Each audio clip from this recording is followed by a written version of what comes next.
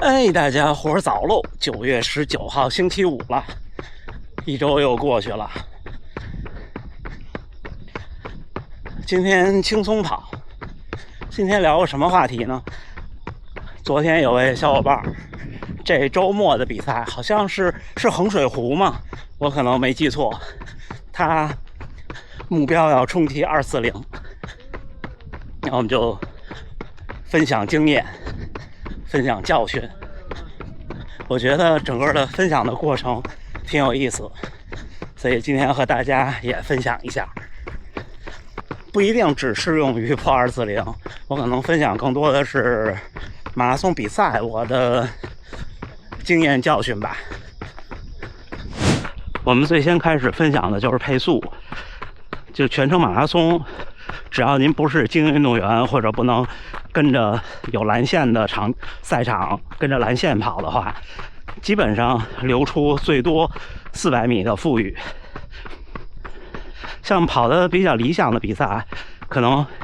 大几十米、100多米多跑，然后剩下的差不多就是得200多米。我跑过最不好的一次就是400多米，因为好些东西不是你想跑最短距离就能跑的，像路的原因、人的原因、赛道不熟悉的原因等等。然后还有一点就是手表可能会飘，所有的 GPS 手表基本上在全程马拉松下，只要飘就是会送距离，不会少距离的，因为很少有马拉松是那种特小的绕圈或者特别多的那种折返，基本上不会送距离。所以呢，你看手表的实时配速也好，和还有我推荐的从起跑到现在累计的平均配速也好，都得留出富裕。那我们按最多说，按400米说，那差不多1分多钟，对不对？对于240来说，240按说要跑到3分47，按说要跑到3分47，所以说你差不多就要按照3分45来跑，就会比较稳。3分45，每公里能领先240 2-3秒，那差不多就是2分钟，1分多2分的样子，就追回来了。所以我跟那位小伙伴说的是，一定按照3分45去前进。如果按照3分47，或者再极限一点，按照3分48，那基本上是没戏的。你看我那年大阪2小时41分40多，好像是对吧？就是好像是3分47还是3分48，因为大概手表会多记100多米，然后再多跑200多米。那天的距离应该是手表的距离多了400多米。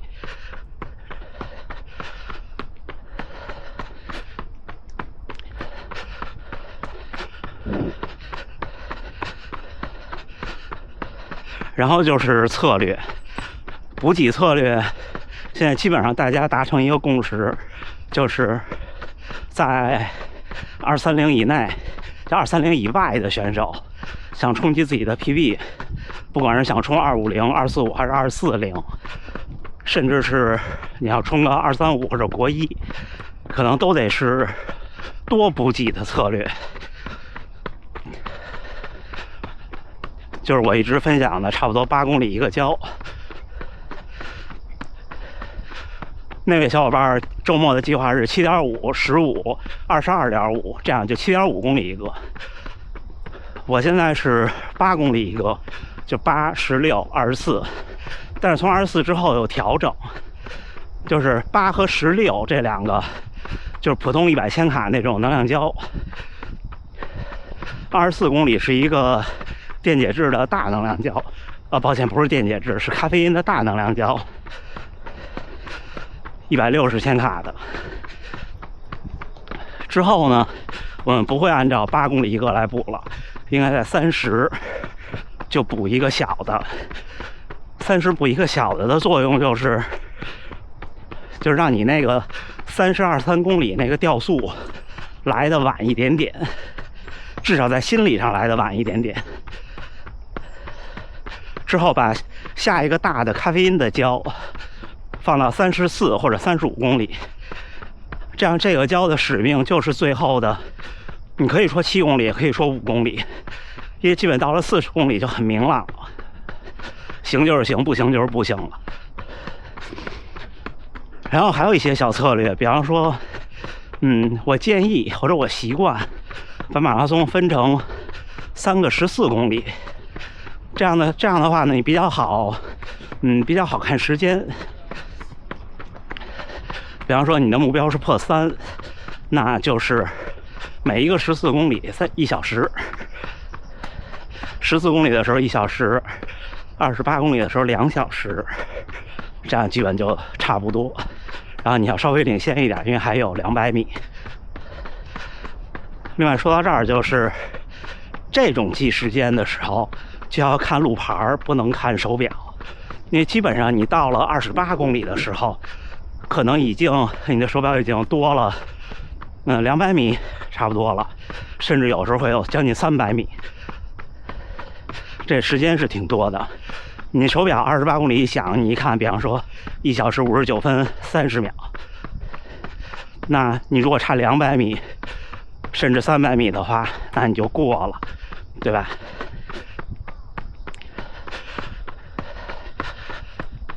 然后分成3个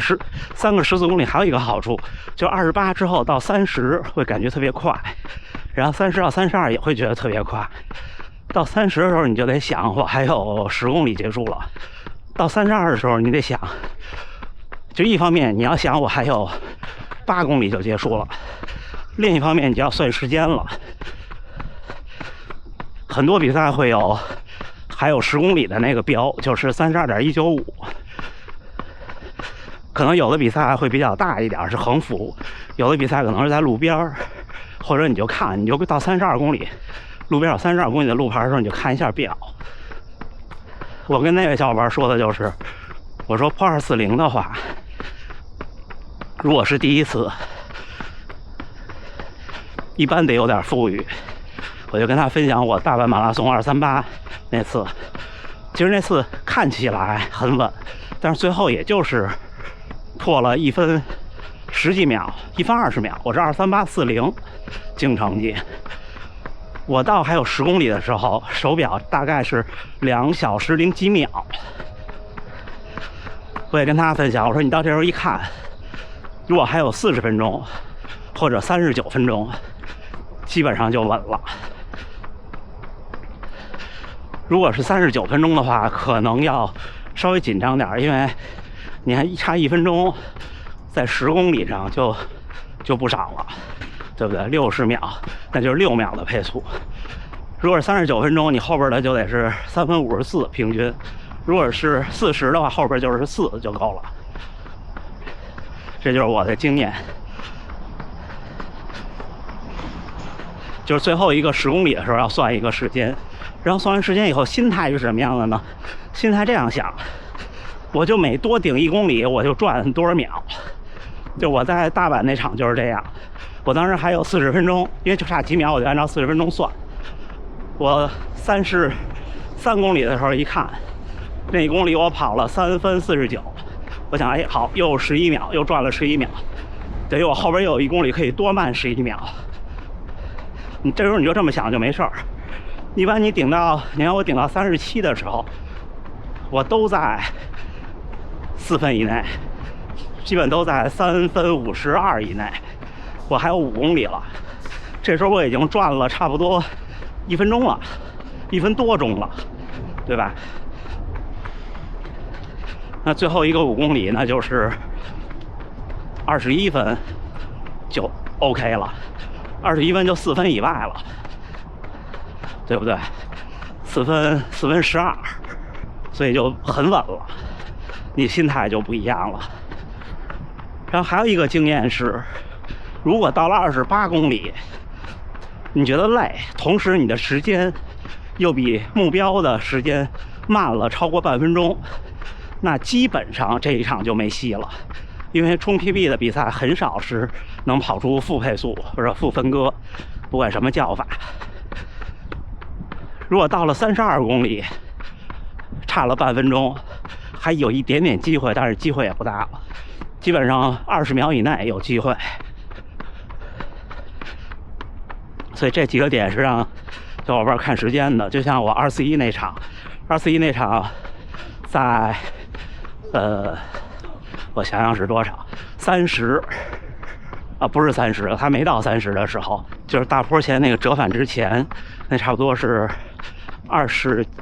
公里左右。那儿家属拍到我的时候，我差不多是比目标时间慢了不到10秒。当时我还报了一个10日自己，然后等上完大坡，就上大坡之前，我就已经比目标时间慢了有20秒了。我知道没戏了，因为30公里你已经开始掉了，30公里开始掉，你后边不可能再加回来的。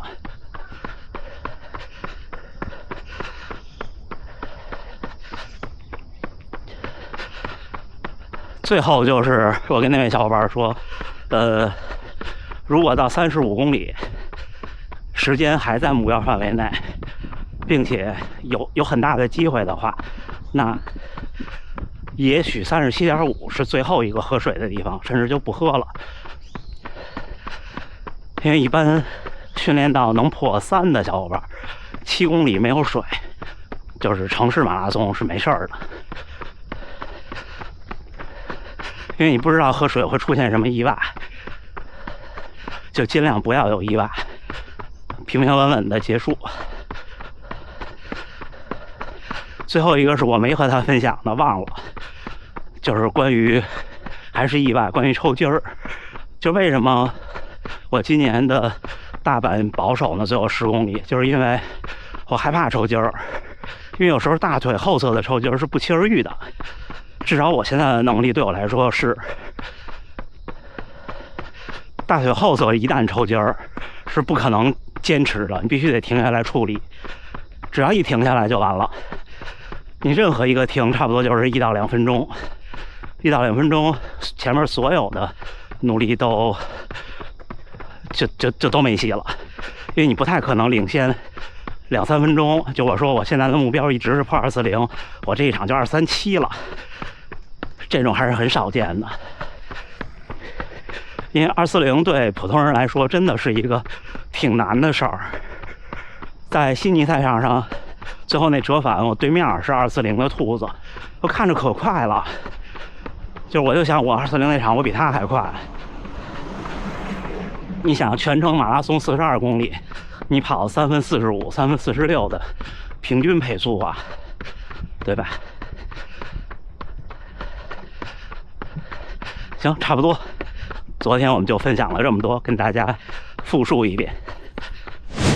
哎，小伙伴们，9月19号星期五训练结束，16公里轻松跑，平均配速4分50，平均心率145，还可以。今天就轻松跑个匀速，还是特别热，但是好消息是天亮的越来越晚了。今天我出来的早，我5点半不到出来的，出来的时候